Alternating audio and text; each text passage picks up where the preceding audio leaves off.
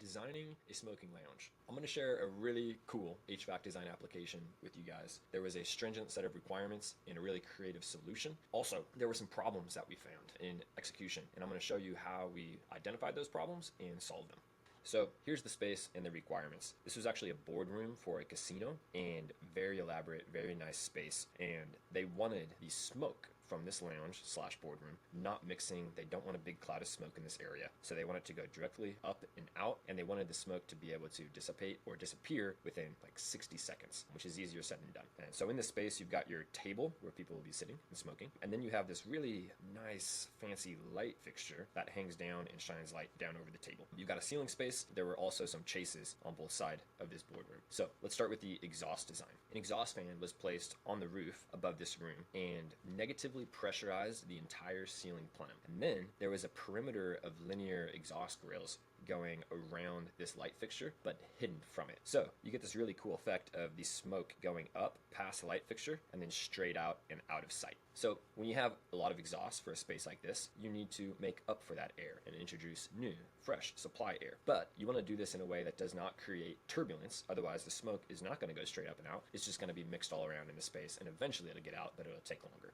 So to facilitate this, the supply air was actually ducted down through these chases on the corners of the room, and there were low supply diffusers. This was designed for a very low velocity throw, so you're not getting a shot of air. It's getting a very slow distribution of supply starting at the ground level. So the supply air would come out very slowly, and there was a laminar flow going up to the exhausted portions. So that prevented mixing of the smoke in the room and just made for a laminar flow ground to ceiling, bottom up, and all the smoke was able to go straight up through those linear exhaust grills. Very cool design. But when we went to actually test and balance this, it was not working. The exhaust was not exhausting fast enough. Smoke was lingering. Something was up. The fan was sized properly. We were getting the right amount of CFM at the fan. Our supply was done properly, but things just weren't happening in the space. So after hours of testing, we poked up above the ceiling to see what was going on here. And part of what we found was that this ceiling cavity was not sealed off. So during construction, there were a bunch of holes made in the perimeter of this ceiling plenum. It was not tight. So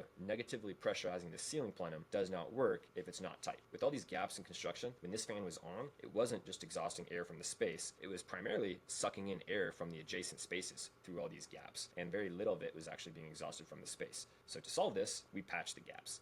And this is an application where you can only control so much as an HVAC engineer. There are plenty of other trades and surrounding circumstances that can affect your design. Really important to know what is going around and what assumptions your system is based on. This ceiling plenum being tight, that's a big assumption. And that's one more place to look when you're testing and balancing and auditing the performance of your system. And I wish it didn't take us so long to figure out the source of the problem, because the way that we tested this system was one of the executives brought in a box of cigars, and we smoked cigars all afternoon. I probably had 3 or 4 cigars that afternoon. The first couple were awesome. It felt like one of the perks of the job, but the third and fourth, not so great.